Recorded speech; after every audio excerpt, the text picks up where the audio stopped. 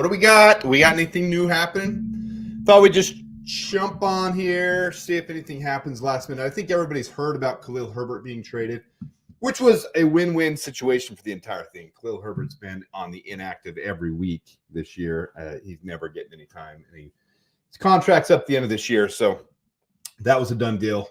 Finally got the deal done. We all expected that one to be done. We were hoping maybe for a 6th rounder, 7th rounder was pretty realistic. So 7th rounder to Cincinnati with the whole Zach Moss thing, it makes sense that they made that move. So he'll get a chance there to show off his skills, be able to show what he can do before he hits the trade deadline or before the free agency, sorry. So I just want to bring up the tracker, and I just want to follow it as we hit the deadline because I'm hoping we have the last second deal here.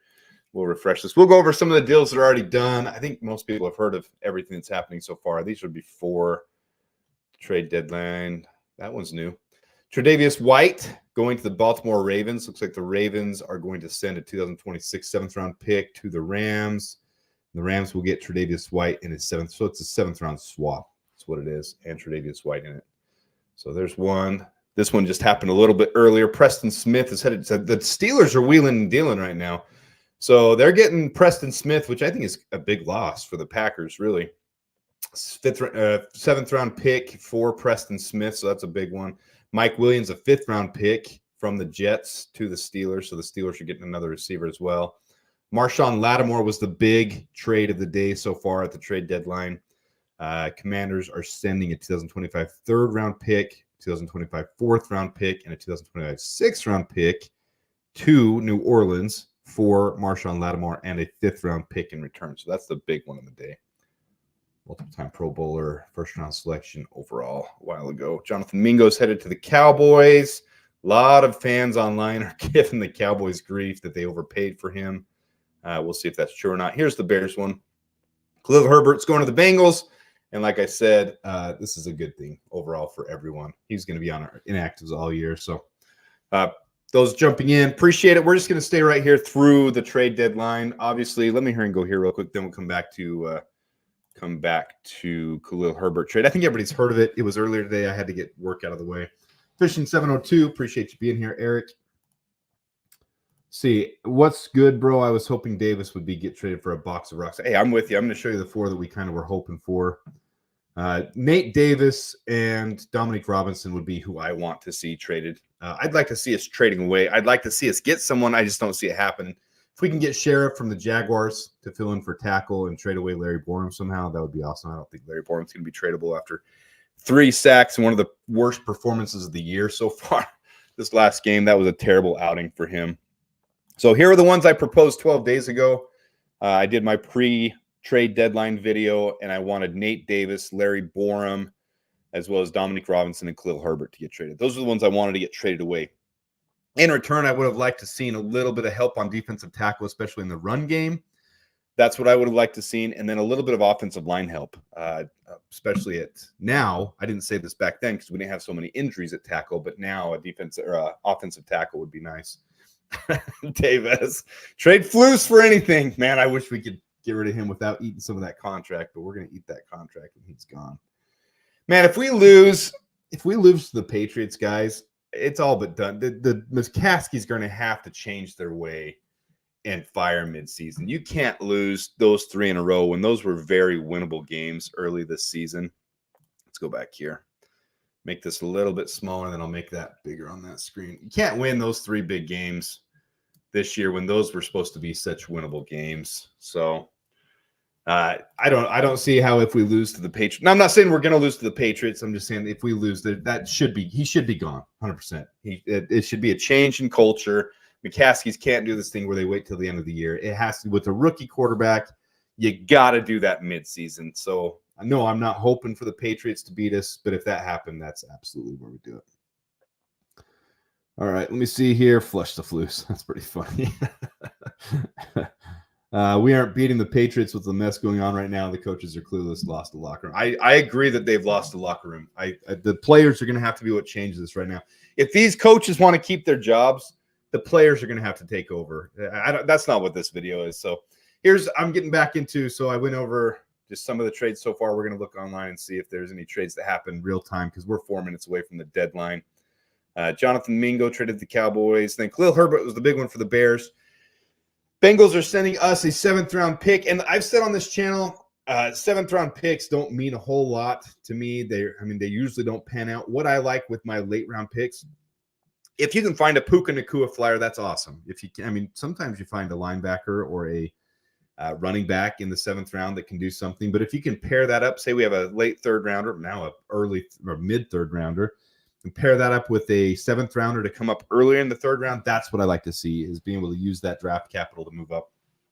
So that's the big one for the Bears. The only one for the Bears. Darius Smith is headed to the Lions. They're filling in for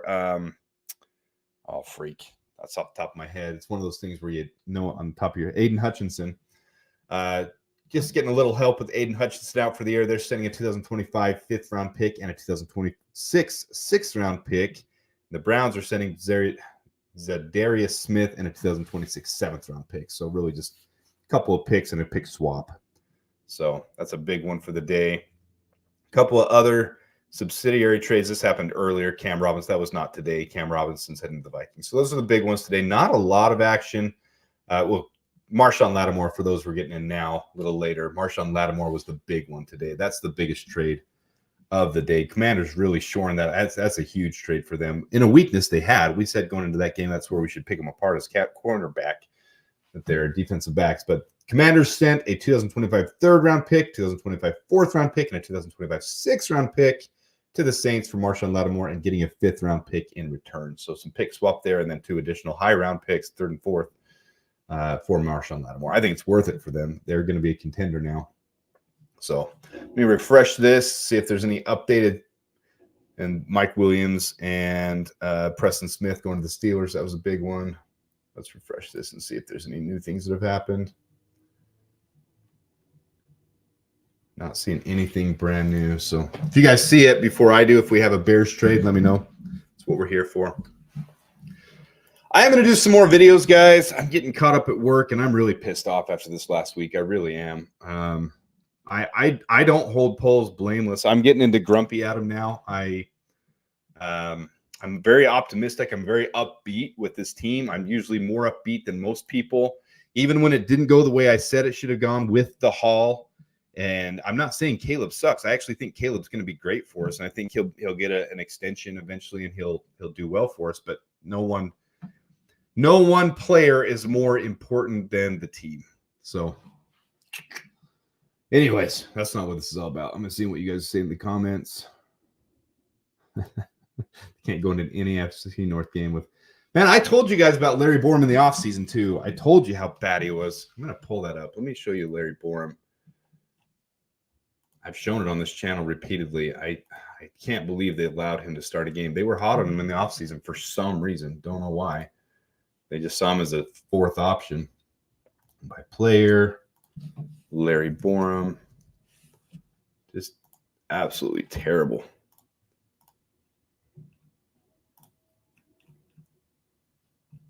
Let's go to blocking. All right, let me share that screen instead. Boop. All right. Stop screen. Let's add this screen. All right, so here's Larry Borom. This is this year. That's the one game. 3 sacks allowed, 7 pressures. It's just absolutely a penalty. Absolutely terrible. Terrible. And then look at last year. It's not any different. 411 snaps out of all qualifying tackles. He was near the worst in the entire league. So nothing getting me excited about what's going on here with Larry Borom. I wanted him cut from the team. That would save us $3 million. Save us $3 million, which is a lot of money. So I'm not a big fan of him being in any more games. If we don't trade for someone and he starts another game, I might not watch the game. I'm not joking. So present. Let's go here. Let's pull back up. This is PFF's tracker. That's what I'm using. Trade deadline tracker. If you guys see a trade before me, I think we're kind of at the point of being done now. I don't think the Bears are going to. We're at the deadline right now. So the deadline's now. Nothing's happening. Could always come in a minute, but more disappointment. More disappointment. I want to see us get at least a tackle. in the trade deadline here. Yeah, I'm not saying Caleb's a bad prospect. I've been on Twitter, and some people are taking what I said as the haul, the concept of the haul. We could have had Zach Frazier, we could have had Zach Zinter, we could have had multiple linemen to shore this thing up, and still gotten JJ McCarthy or Bo Nix at 7, 8, 9 overall. I don't hate Caleb at all. I think Caleb's a great prospect. It was the concept of the haul. We should have been able to get the haul. You don't get that number 1 overall pick and the value that comes from it very often. So it's just frustrating. I mean, Caleb hasn't shown he's anything special right now. He has potential. I'm not saying he doesn't have potential. Yeah, offensive line does appear to be ignored unless something comes through. I wanted to be live for something to come through. That's what I was excited to show. Yeah, I don't want to get rid of any draft picks, but we need help this year if we want to save Caleb's career. Like, if we want him to be able to develop and have any kind of chance of developing and breaking the cycle, that's the crappy thing, guys. We keep doing this. Draft a quarterback. He's not panning out. Fire the coach. Get a new coach. Coach isn't panning out. Fire the GM. Get a new GM. He brings a new coach. Then we redraft another quarterback. Quarterback's not panning out. Fire the coach. Get a new coach. Get a new GM. It's just the same freaking cycle over and over again. So Caleb's not. He's not there yet. I mean, you're going to give him 2-3 years in a rookie contract, but it's not been this dynamic generational player that changes the game.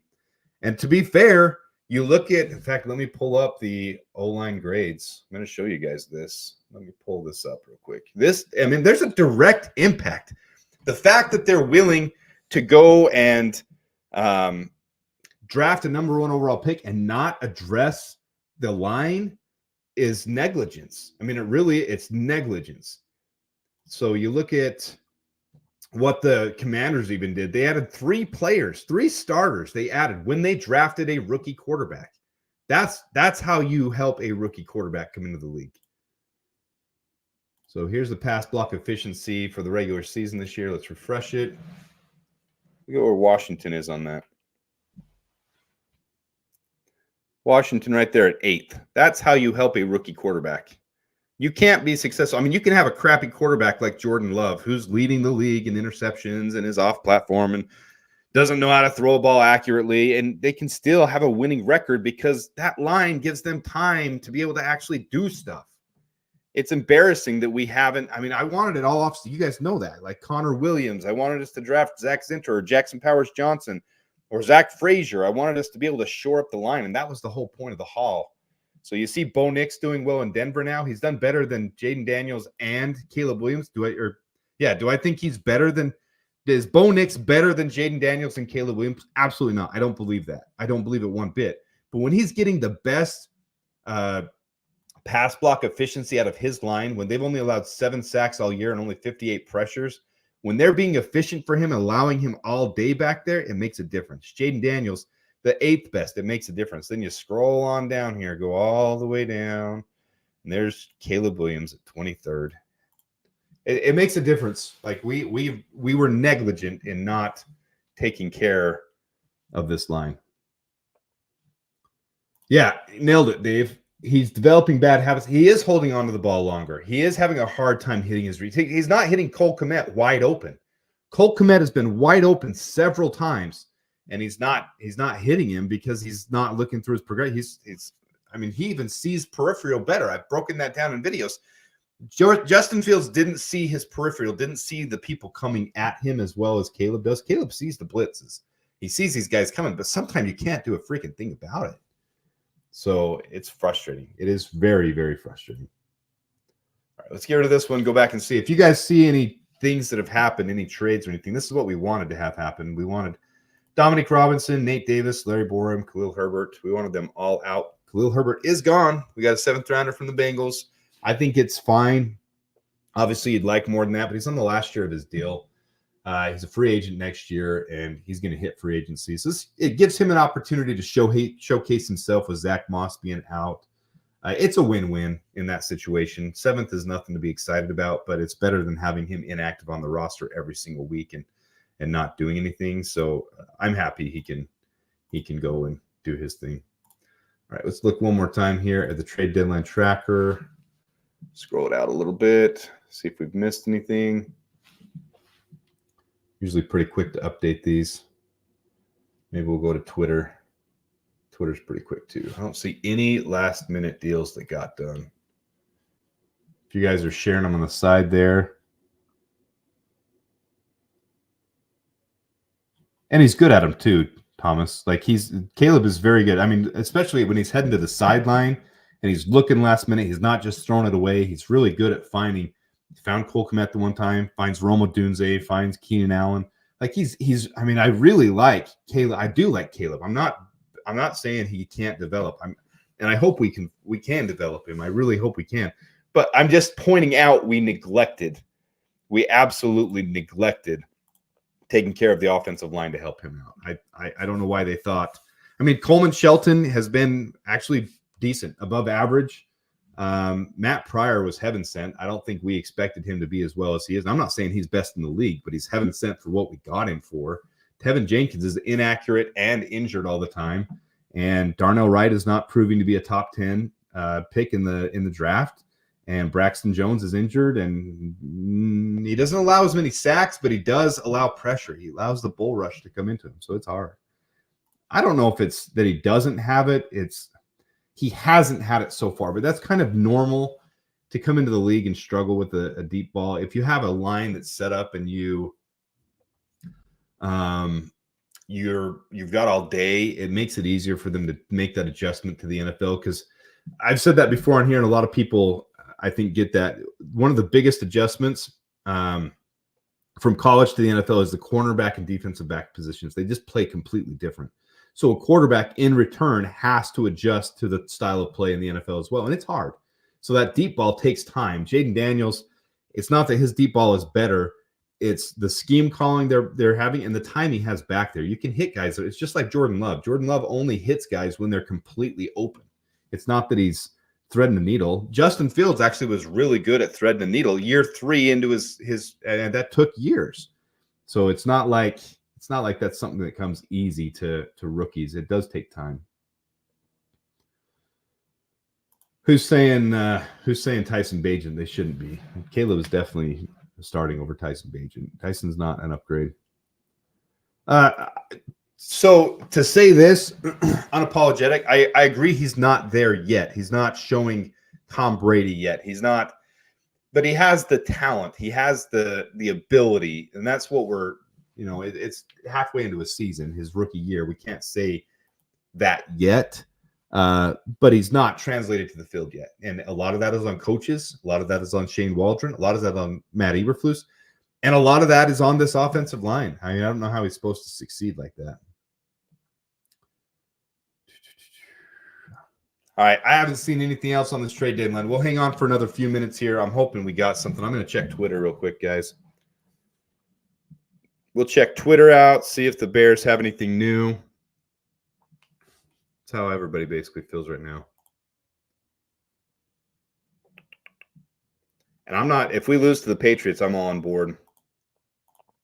Yeah, there's no shot. I must have missed the comments where people were talking about Tyson Bagent. Tyson Bagent is not coming into the game.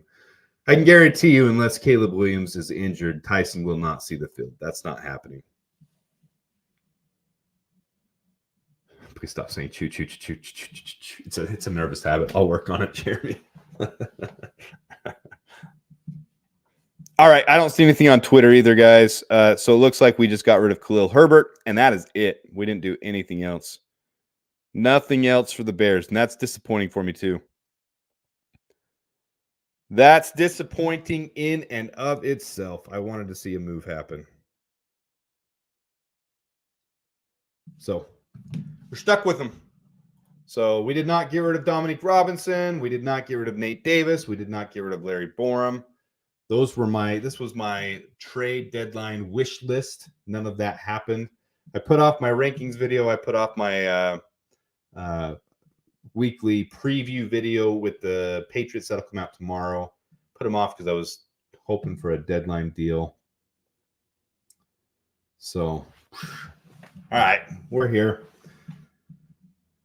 Is this Bears? I mean, I'm with you guys. I'm hurting on all this thing. I'm more hurting about the haul because the line. The biggest thing that hurts to me is this offensive line. It's not the fact of Caleb Williams. I do believe. Sorry, I've got a little bit of a head cold too. I do believe Caleb is going to be a good quarterback. Will he be a superstar at this point? I don't know. I don't think anybody knows that. Caleb has the potential to do so. He's shown big play accuracy. He's shown for 2 games in a row. And yes, it was in very inferior opponents. He showed to be the most accurate quarterback in the league for those 2 weeks. So it's there. This line, we haven't had a good line for a long time. I mean, years. We haven't had a good line for years. Yeah, Zadarius Smith was a big addition for the Lions. I agree. The Lions are all in. I honestly, this is how I feel Ryan Poles is handling this right now. And I said this yesterday, guys, and I honestly believe this. If we lose to the Patriots, or even if we don't, I'm actually good if we fire Ryan Poles and elevate Ian Cunningham. If you guys remember before the season, there was a lot of buzz around Ian Cunningham, and that's why the whole rumor out there about the compensation pick, we'd get 2 years for the Rooney rule, the minority diversitive rule. If he gets hired by somebody else, we get 2 third-round picks. Those third-round picks are nothing compared to a genius GM. Ryan Poles has lucked into a lot of what he's done. He has not been the stellar, I'm amazing, best of the best. He lucked in, I mean, he had the number 1 overall pick, and it was a good trade. You have to give him credit. He made the trade with Carolina. I think Carolina was desperate, and he did his job.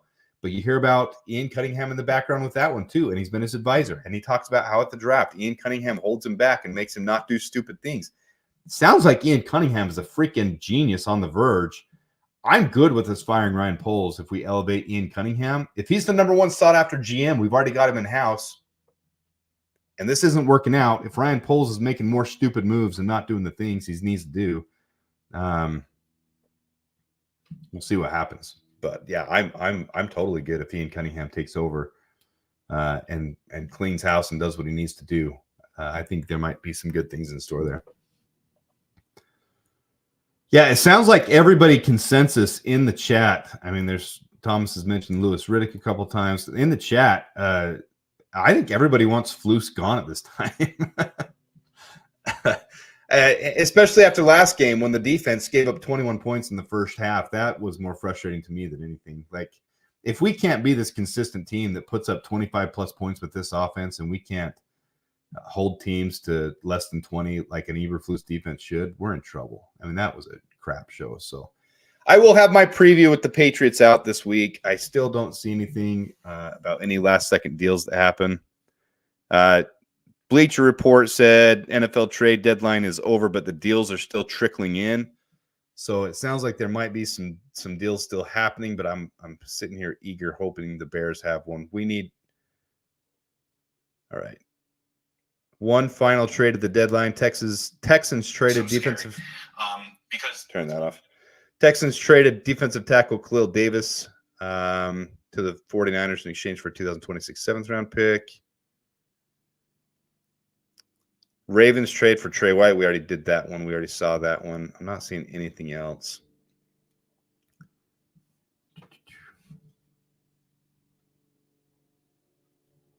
Yeah, and Kevin Warren, they're kind of all 3 hand in hand. They're all 3. So McCaskies love Kevin Warren, and they love Ryan Poles. I think it might be our doom. It might be the downfall of us to be able to have that, I don't know, trifecta friendship type of thing. You got to be able to separate it and say, look, I understand the rebuild. I understand 2022 when you're almost tanking. I understand 2023 when you're rebuilding, but 2024, you should have started seeing some results. And we're 4-4. So I can see that there is some result. But when you look at the level of play we've played, and then you look at what's coming up, let me pull up. Do I have it available right here? I don't have my other one. I have this available. This shows before the season what I predicted we should do. When you see what's coming up here in all those 50-50 games, you got the Patriots. We should win that one. Then you got the Packers. You got the Vikings. You got the Lions. You got the Niners. You got the Vikings. And you got the Lions. 6 games in a row. I mean, that's brutal. And it is going to be absolutely brutal. You do get a mini bye before you go to San Francisco. So that'll be big. But this is going to be I don't have a lot of confidence anymore. I had confidence in those 50-50 games. And now I've got confidence against the Packers that it's a 50-50 game. I don't have confidence against the Vikings or the Lions or the Niners or the Vikings or the Lions like that. This could be a rough stretch for this Bears team if things don't change. So those tuning in late, it's actually good. I mean, getting anything for him at the deadline is good. I wish they would have traded him earlier, maybe in the offseason for a 4th, 5th, 6th. He wouldn't have got a 4th, 5th, 6th, 7th. So I don't hate it. I'm glad he gets an opportunity to. It's a win-win situation for them. Yeah, we went over a bunch of the trades already that happened. I'm not going to recap that. You guys can go back and watch the beginning of the video if you want. But right now, with where we stand, I'm going to do my video on the Patriots here tomorrow. I'll have that out. But the preview, I do my preview videos for each week. And I'm not I feel like we're going to win. 75% we're going to beat the Patriots. I still think we'll beat the Patriots. But right after that, you got the Packers, Vikings, Lions, Niners, Vikings, Lions. That's brutal. Absolutely brutal. And then it's no guarantee we beat the Seahawks at home when you're on a short week. After you play the Lions at home, you got the Seahawks at home after that, the day after Christmas. Guys could be distracted. I don't know. I don't know. This could be very frustrating. We could be picking a top 10 pick again. And I'm not trying to be doom and gloom because you guys know I'm very optimistic on this channel.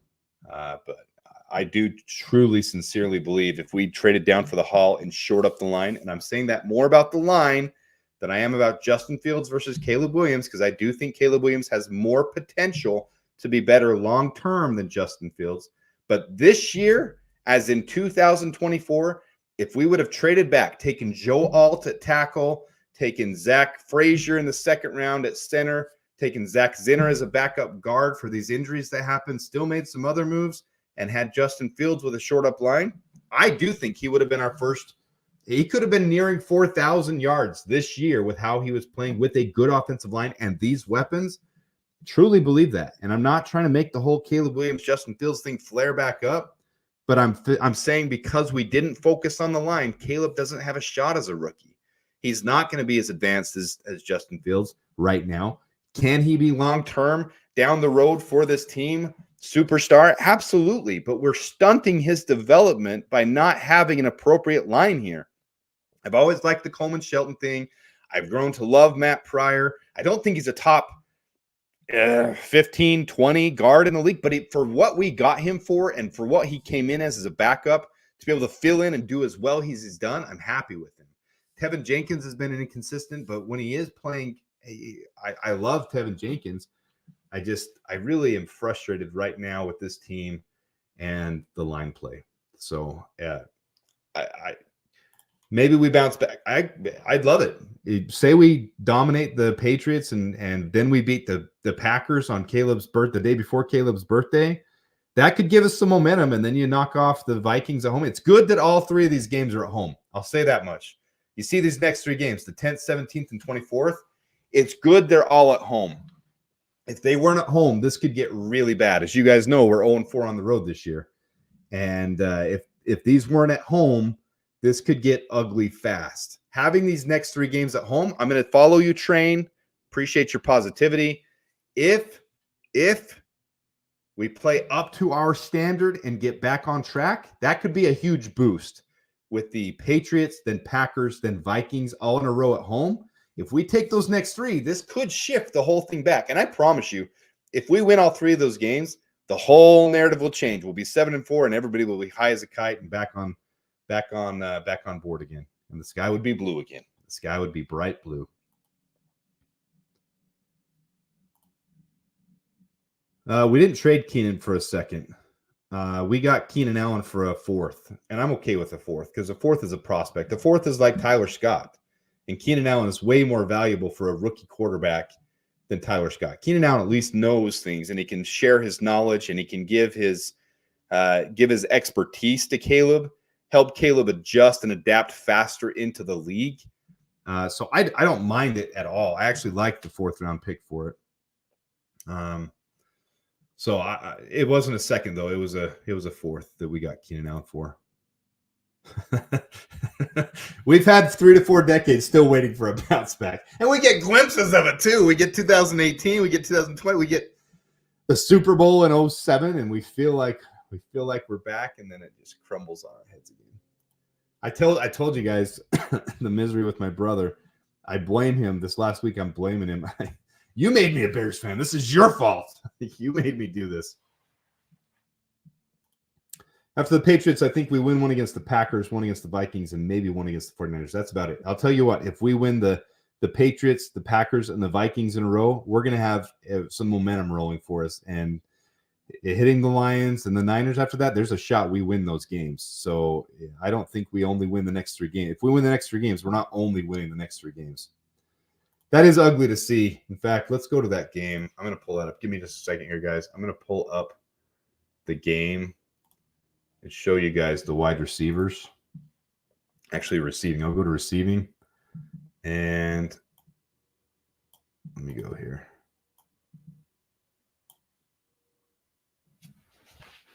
Drops 2 out of 44. I mean, it's not the end of the world. Some teams have more drops than this.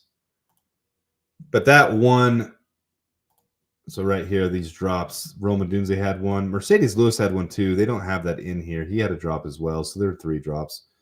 And then Keenan Allen, the end of the first half, to me, that was the momentum shifter for the game.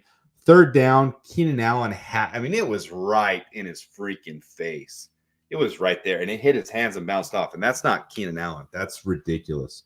And then we had to punt it, and then they scored a 65-yard touchdown run. That shifted that entire game. I mean, that changed the entire game. It ruined. Let's look at the whole season. I want to see what the season looks like for this team. By team. Let's go to the Bears.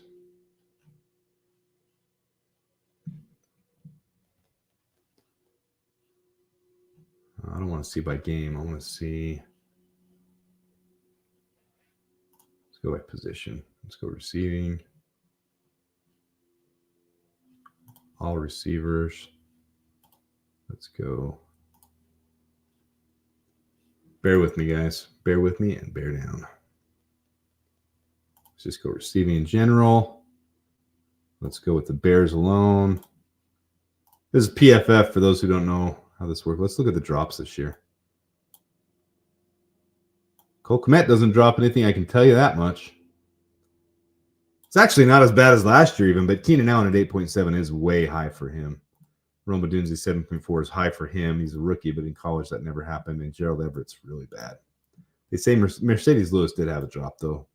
So that's off. But that's actually not as bad as I thought it was. The drops last game were bad. Do you think Caleb having too many good options actually hurts him by paralysis by analysis? No, I think that's the Shane Waldron problem. I think Shane Waldron isn't giving him appropriate direction of hitting the open guy. I think this is just my opinion. This is totally my opinion. This didn't mean to turn into a Q&A show, but this is totally my opinion that I think they're trying to target superstars. Tyler Scott's not getting any time, and they're not doing open receiver. If they would do open receiver, if they would just teach the concept of open receiver, Cole Kmet would be hit all the time. And I think they're trying to force things way too hard, and it's ugly. So, all right, guys, let me check one more time. I don't see anything happening. Last second here. Let's see. So that's going to be it. Just Khalil Herbert. I was hoping we would have another one for the Bears. Looks like the Steelers are big trade deadline dealers, picking up 2 guys, and the Bears have only gotten rid of Khalil Herbert. That was it. Don't do that, Ghost of Truda. Don't do that. That's not happening. So I'll have my preview video out for the Patriots tomorrow. I am optimistic we'll win that one, and then I will mention in there again that we have 3 home games in a row. That's what I'm That's what I'm kind of hoping for right now. That's the optimistic side of Adam that still wants us to be able to put 3 in a row and be 7-4. The whole narrative of this team would change, but that's it for trade deadline deals. I don't see anything else happening. I'm looking through everywhere. We wanted Nate Davis, Larry Borum, Dominic Robinson, and Khalil Herbert all gone, and we did not get rid of all of those guys. So thanks for being a part of the Bears community, though, guys. You guys are all awesome. We're going to have some big decisions happening. Yeah, this is what I mentioned earlier, Mikey. If we lose the Pats game, I absolutely expect. In fact, there was a fake insider. You see these guys on Twitter that think they're insiders that said, a source from within Hollis Hall said that if the pressure's on Matt Eberflus, he's been told if he doesn't win this game, he'll be fired. Take that with a grain of salt. I'm not breaking something. I'm not telling you, but that is a source within a source, and a fake insider said that, and I believe that. Like, if he loses that, how can you take losses against the Cardinals, against the Commanders, and then against the Patriots in a row when those were all very winnable games this year? When those are all very winnable and then we lose those, nah, he'd have to go. We'd have to change things midseason. I've said before on here, I said it yesterday, Eric Washington to me would be a fine replacement as an interim head coach. He was an assistant head coach in Buffalo. Like, that carries some weight. He was very involved in play calling duties, being involved with the team and personnel decisions, very involved with that. And I think the way he talks in press conferences, the way he's involved, I think he's professional. I don't think he has this bullcrap hits principle and, well, we got to stay together and we just got to execute. And the interview at halftime with Poles or with Flus on that last game, I mean, you knew we were going to lose when he came back out. Yeah, we just got to do this a little bit. We just got to execute. It's just got to be a little bit different. So, all right, guys, we're going to tune off. Appreciate you guys tuning in. I'll have more tomorrow, and then I'll have my rankings video. I'll have the preview video, and then we're going to have this weekend one of the most important games on this team. So, with that, continue to bear down. More important than ever, bear down. And we'll see you guys soon.